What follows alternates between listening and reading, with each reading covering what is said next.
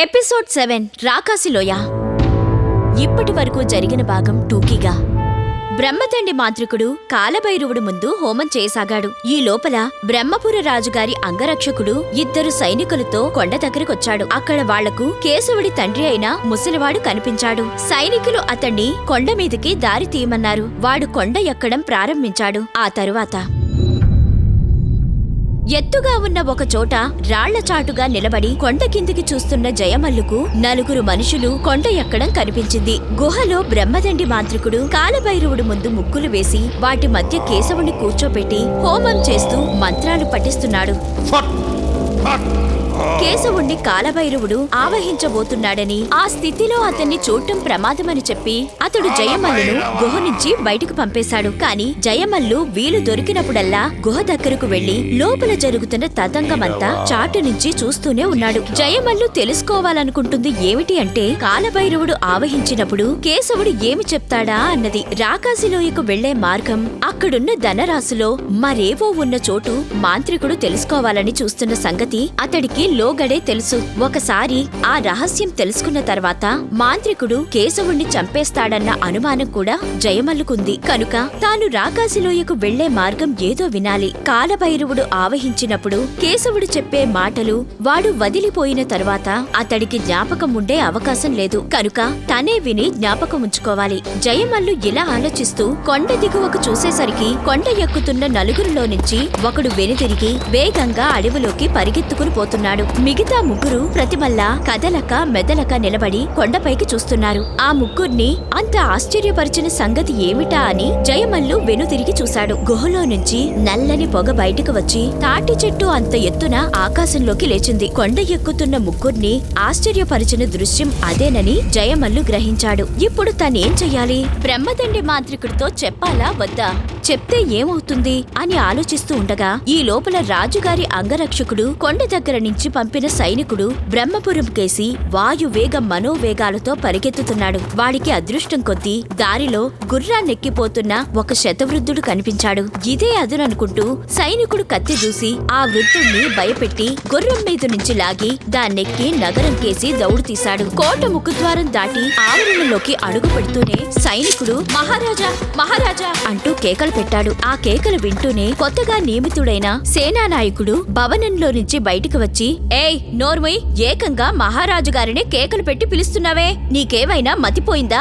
ఏంటి సంగతి అని గద్దించి అడిగాడు. సైనికుడు దానితో అదురుకుని, సేనాని, రాజుగారి అంగరక్షకుడు నన్ను పంపాడు. కొండ మీద ఉన్న ఒక గుహలో నుంచి నల్లని పొగ బయలుదేరి ఆకాశం ఎత్తులేస్తుంది. గుహలో మాంత్రికుడు ఒకడున్నాడని, వాడే లోకడ సేనానాయకుడిని చంపాడని ఒక ముసలివాడు చెప్పాడు. ఆ వార్త రాజుగారికి చెప్పి మరికొందరు సైనికుల్ని వెంటబెట్టుకుని రావాల్సిందిగా అంగరక్షకుడు నన్ను పంపాడు అని అన్నాడు. ఒక్క గుక్కలో అన్ని వివరాలు చెప్పేశావు, ఇక నోరు మూసుకుని నా వెంటేరా అంటూ సేనానాయకుడు సైనికుడిని వెంటబెట్టుకుని రాజుగారి దగ్గరికి వెళ్లాడు.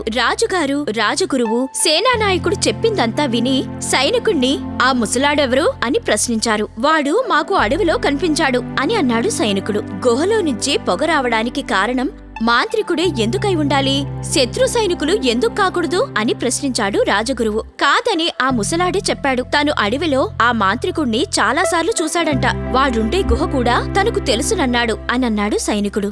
వింత జంతువును గురించి ఆ ముసలాడికి ఏవైనా తెలుసా అని రాజుగారు ప్రశ్న వేశారు. ఆ వింత జంతువు ఆ మాంత్రికుడి సృష్టేనని ముసలాడి నమ్మకం. తను మాత్రం ఆ జంతువును చూడలేదన్నాడు మహారాజా అనన్నాడు సైనికుడు. గురువర్యా, ఏమిటి తక్షణ కర్తవ్యం అన్నారు రాజుగారు. రాజగురువు ఓ క్షణకాలం ఆలోచించి, ఆ కొండ మీద గుహలో ఎవడో మాంత్రికుడు ఉన్నాడనే సందేహం లేదు. శత్రు సైనికులైతే అంత తెలివి తక్కువగా గుహలో నుంచి పొగ బయట పడనివ్వరు. అలా జరిగితే వాళ్ల రహస్యం మనకు తెలిసిపోతుంది కదా.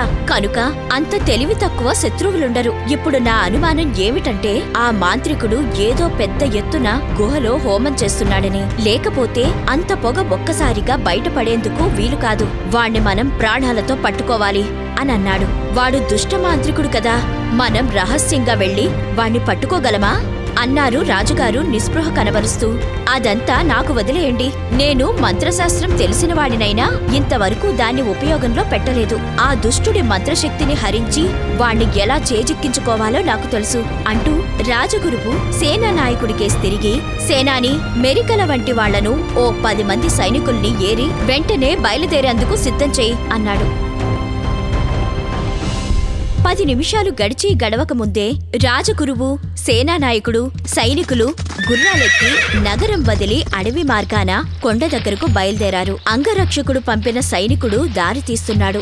గుహ ముందు కావలి ఉన్న జయమల్లు కొండను సమీపిస్తున్న రాజగురువును, ఇతర సైనికులను చూశాడు. ఇంతకు ముందు అడవికి అడ్డం పడి పరిగెత్తిపోయిన సైనికుడు వీళ్లందర్నీ వెంట పెట్టుకుని వస్తున్నాడని అతడికి అర్థమయ్యింది. గుహలో నుంచి బయటికి వెలువడుతున్న పొగ మాంత్రికుణ్ణి పట్టించింది. వాడు రాకాసిలోయలో ఉన్న వేటి కోసమో చేసే ప్రయత్నంలో మైమరచి తన గొంతుకు ఉరితాడు పడనున్న సంగతి గుర్తించడం లేదు. జయమల్లు చప్పున వెనుతిరిగి గుహ దగ్గరకు వెళ్లాడు. లోపల కంచులా మోగుతున్న బ్రహ్మదండి మాంత్రికుడు గొంతు చప్పున ఆగిపోయింది. ఆ వెంటనే కేశవుడి గొంతు వినిపించింది. అతడు చెప్తున్నాడు, వింధ్యారణ్యాల కవతల ఒక గొప్ప కొండలోయ ఉంది. అదే రాకాసిలోయ. ఆ లోయలో ఒక చోట ఎత్తైన ఒక రావి చెట్టుంది. దాని కింద ఒక పాము పుట్ట. బ్రహ్మదండి మాంత్రికుడు ఎక్కడలేని ఆనందంతో పెద్దగా నవ్వుతూ, కాలభైరవా, చెప్పు, త్వరగా చెప్పు అంటూ కేశవుడి భుజం మీద మంత్రదండంతో గట్టిగా చరిచాడు. ఎండిమోడుగా ఉన్న చెట్టు వెన్నెల రాత్రి ఫలపుష్పాలతో నిండిపోతుంది. పులిరాజును చంపి చర్మం వలిచి దాన్ని అని కేశవుడు మాట మధ్యలోనే ఆగి చేత్తో గొంతు గట్టిగా పట్టుకుని వణికిపోతూ వెనక్కు ముందుకు ఊగసాగాడు. కేశవుడి వాలకం చూస్తూనే బ్రహ్మదండి మాంత్రికుడు గుహ దద్దరిల్లేలాగా, ఎవడువాడు నా మీదే మంత్రప్రయోగం చేశాడా? కాలభైరవుడి నోరు కట్టుబడేలా చేశాడా అంటూ హుంకరించాడు. జయమల్లు ఒక్క గంతులో గుహ ముందు నుంచి పరిగెత్తి కొండ దిగువకేసి చూశాడు. గుర్రాల మీద వచ్చిన వాళ్లలో నుంచి ఒకరు కిందకి దిగి కమండలంలో నుంచి నీళ్లు తీసుకుని కొండరాళ్ల మీద చల్లుతూ ఉండడం అతనికి కనిపించింది. అతడు రాజగురువు. బ్రహ్మదండి మాంత్రికుడితో పాటు తను, కేశవుడు కూడా రాజభటులకు చిక్కిపోతామని జయమల్లు భయపడ్డాడు. గురురాయా, గురురాయా అంటూ జయమల్లు గుహలోకి పరిగెత్తి, బ్రహ్మపుర సైనికులు కొండెక్కి వస్తున్నారు అన్నాడు మాంత్రికుడితో. మాంత్రికుడు పళ్ళు పటపటా కొరికి, వాళ్ళు సైనికులైతే మనకేం భయంరా శిష్య, వాళ్ల వెంట తుచ్చ మాంత్రికుడెవడో ఒకడున్నాడు. వాడు మన ఉపాసకుల ఊడల మర్రి నోరు కట్టేశాడు. ఆ తుచ్చుణ్ణి కాలభైరవుడికి బలిపెట్టక మానను అన్నాడు. ఆ తుచ్చ మాంత్రికుడు నోరు కట్టేసే లోపల మనకు కావలసిన సంగతులన్నీ కాలభైరవుడు చెప్పేశాడా గురురాయా అని అడిగాడు జయమల్లు. హఠాత్తుగా బ్రహ్మదండి మాంత్రికుడి కనుబొమ్మలు ముడిపడినాయి. అతడు అనుమానంగా జయమల్లు కేసి చూస్తూ, నీవేమైనా చాటున దాగి ఉండి గుహలో జరుగుతున్నదంతా చూసావా ఏరా శిష్య అని అడిగాడు. అదేమిటి గురురాయా, నన్ను బయట కావలి ఉండమన్నారు కదా, మీ ఆజ్ఞ పాటించబట్టే నేనా బ్రహ్మపుర సైనికుల్ని చూడ్డం తటస్థించింది. గుహలో జరుగుతున్నదేమిటో చూస్తూ కూర్చుంటే కొండను సమీపిస్తున్న శత్రువుల్ని ఎలా చూడగలిగేవాణ్ణి అనన్నాడు జయమల్లు అమాయకంగా. అప్పటి వరకు మైకంలో ఉన్నవాడిలా అటూ ఇటూ ఊగుతున్న కేశవుడు చప్పున లేచి నిలబడి చుట్టూ కలయ చూస్తూ, నేనెక్కడున్నాను, నేనెవణ్ణి అంటూ కేకలు ప్రారంభించాడు. మాంత్రికుడు అతన్ని సమీపించి భుజం పట్టుకుని కుదుపుతూ, నువ్వు కేశవుడివి, మహామాంత్రికుడైన బ్రహ్మదండి గుహలో ఉన్నావు, తెలిసిందా? అడుగో చూడు, ఉపాసకుల ఊడలమర్రి ఉన్మత్త భైరవుడు అన్నాడు ఆవేశంతో. కేశవుడు కాలభైరవుడి విగ్రహం కేసి చూసి, కాలభైరవుడి కళ్లల్లో వెలుగు కొంచెం తగ్గినట్టుందేం అన్నాడు.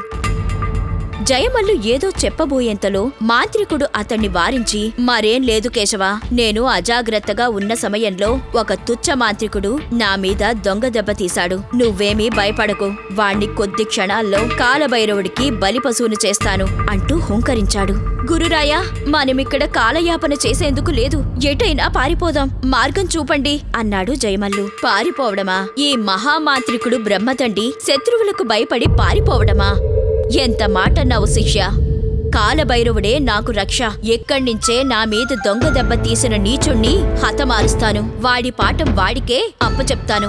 మీ ఇద్దరూ మాత్రం ఎక్కడికైనా దూరంగా పోయి దాక్కోండి అంటూ బ్రహ్మదండి మాంత్రికుడు కాలభైరవుడు విగ్రహం కేసి నడిచాడు. కేశవుడు తన విల్లంబులు తీసుకున్నాడు. ఆ తరువాత జయమల్లు అతడు కలిసి గుహనించి బయటకు వచ్చి రాళ్ల వెనుకగా నక్కుతూ ఏనుగుల కొలను కేసి పారిపోసాగారు. ఈ కథ యొక్క తర్వాతి భాగాలు వినాలి అనుకుంటే మా ఛానల్ ని సబ్స్క్రైబ్ చేయండి, పక్కనే ఉన్న బెల్ ఐకాన్ ని ప్రెస్ చేయండి. ఇప్పటి వరకు విన్న కథ మీకు నచ్చినట్లయితే మా ఛానల్ ని లైక్ చేయండి. మీ అభిప్రాయాలు తెలపాలనుకుంటే కామెంట్ చేయండి. తప్పకుండా మీ ఫ్రెండ్స్ కి షేర్ చేయండి.